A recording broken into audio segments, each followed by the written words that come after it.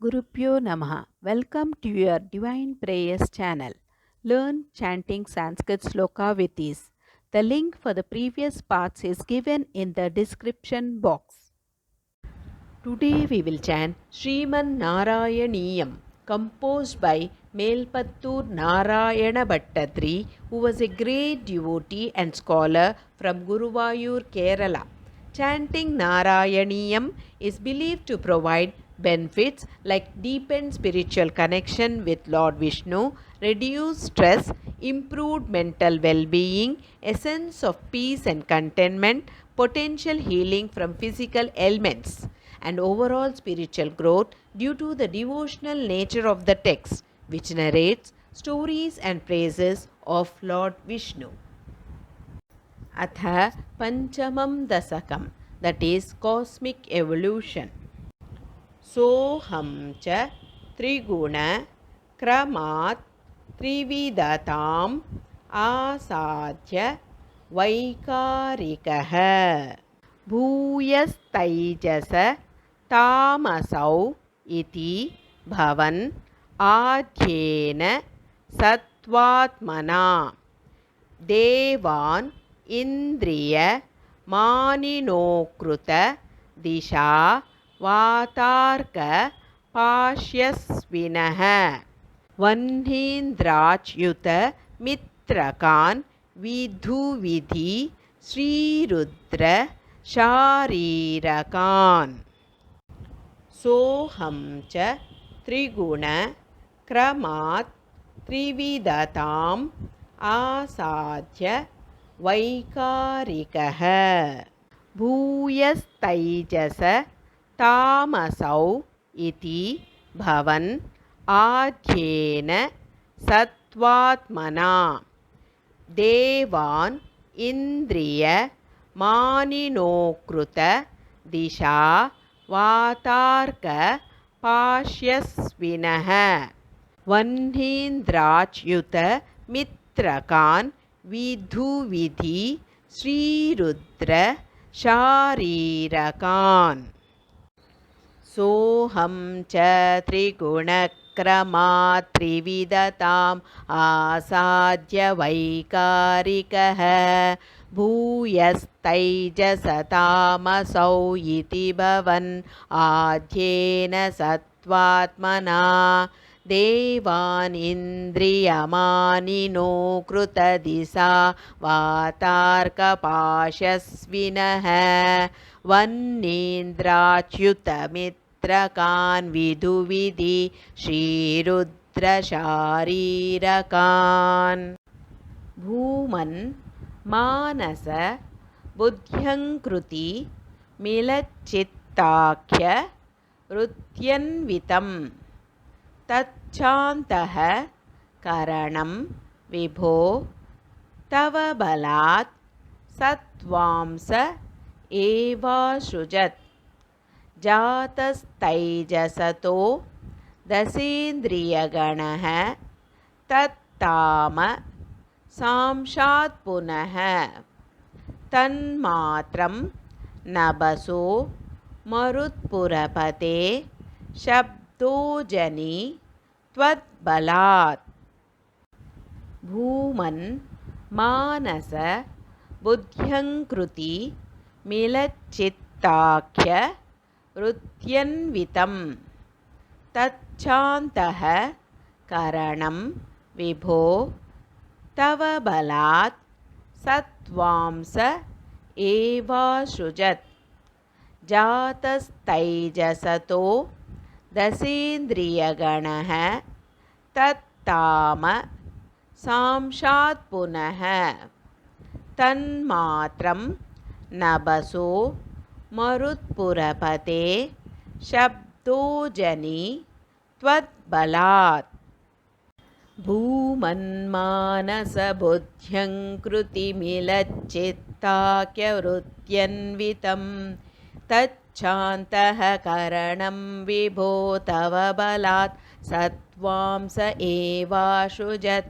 Jatastaijjasato Dasendriyaganaha Tattama Samshat Punaha तन्मात्रं नभसो मरुत्पुरपते शब्दो जनित्वद्बलात्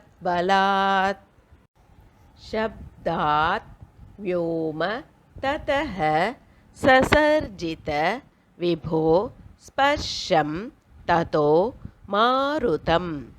तस्मात् रूपम् अतो महोत च रसं तोयं च गन्धं महीम् एवं माधव पूर्वकलनात् आध्यात्य धर्मान्वितं भूतग्राममिमं त्वमेव भगवन् प्राकाशयः तामसात् शब्दात् व्योम ततः ससर्जित विभो स्पर्शं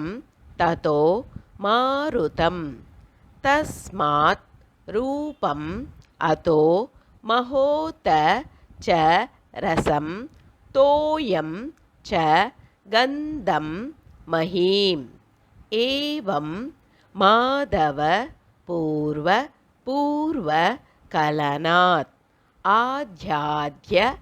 धर्मान्वितं भूतग्राममिमं त्वमेव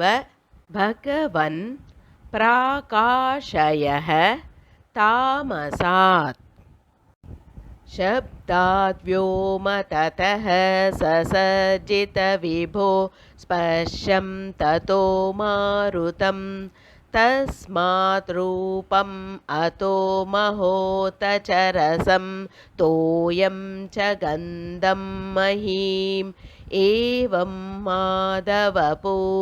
पूर्वकलनात् आध्यात्य धर्मान्वितं भूतग्राममिमं त्वमेव भगवन् प्राकाशयः तामसात् एते भूतगणाः ततेन्द्रियगणाः देवाश्च जाताः पृथक् नो शेकुः भुवनाण्ड निर्मिति विधौ देवैः अमीभिस्तदा त्वं नानाविध सूक्तिभिः नुतगुणः तत्त्वानि अमूनि आविशन् चेष्टा शक्तिम् उदीर्य तानि घटयन् हैरण्यम् अण्डं व्यदाह एते भूतगणाः ततेन्द्रियगणाः देवाश्च जाताः पृथक् नो शेकुः भुवनाण्ड निर्मिति विधौ देवैः अमीभिस्तदा त्वं नानाविध सूक्तिभिः नुतगुणः तत्त्वानि अमूनि आविशन् चेष्टा शक्तिम् उदीर्य तानि घटयन् हैरण्यम् अण्डं व्यदाह एते भूतगणाः ततेन्द्रियगणाः देवाश्च जाताः पृथक् नो शेकुः भुवनाण्ड निर्मिति विधौ देवैः अमीभिस्तदा त्वं नानाविधसूक्तिभिः नुतगुणः तत्त्वानि अमूनि आविशन् चेष्टाशक्तिम् उदीर्य तानि घटयन् हैरण्यम् अण्डं व्यदाह अण्डं तत्कलु पूर्वशुष्टसलिले अतिष्ठत् सहस्रं समाः निर्बिन्दन् अकृताः चतुर्दश जगद्रूपं विराडावयं साहस्रैः करपाद मूर्धनिवहैः निःशेष जीवात्मकः निर्भातोऽसि मरुत्पुराधिप स मां त्रायस्व सर्वामयात् अण्डं तत्खलु पूर्वशुष्टसलिले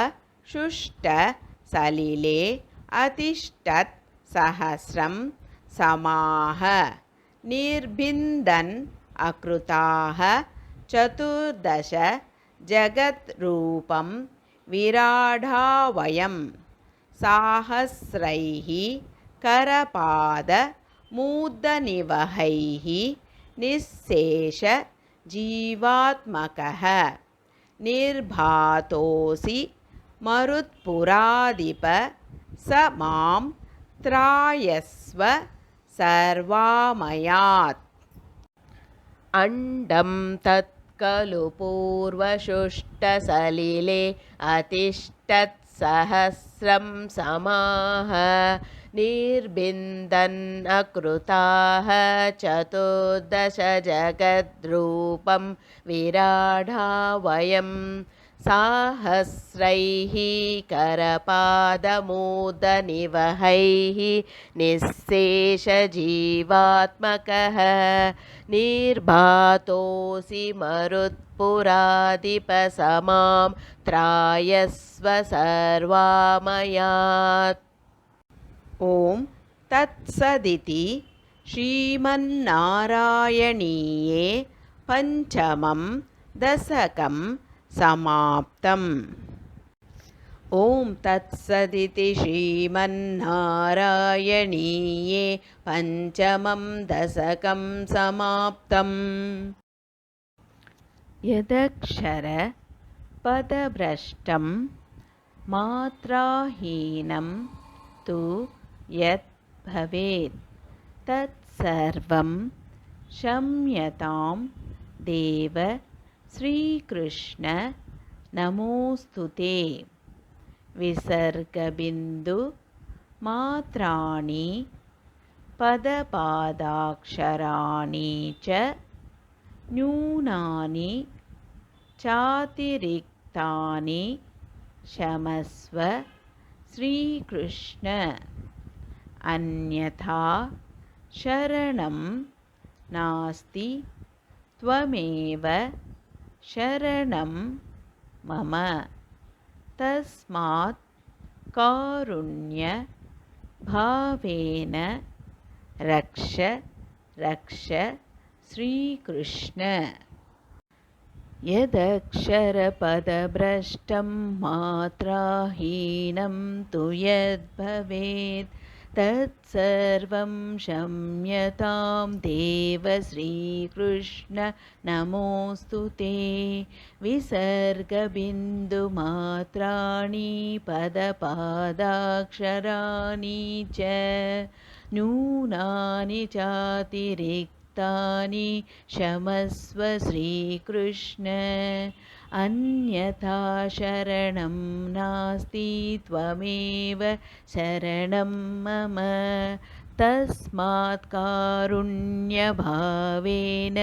रक्ष रक्ष Shri Krishna. Let's chant together Hare Krishna Mahamantra 3 times for the welfare of all living beings.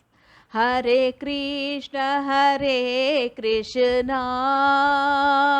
Krishna Krishna Hare Hare Hare Rama Rama Rama Hare Hare Hare Krishna Krishna Krishna Hare Hare Hare Rama Rama Rama Hare Hare Hare Krishna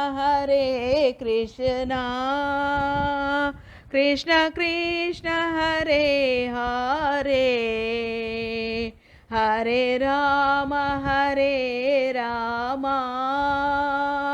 Rama Rama Hare Hare.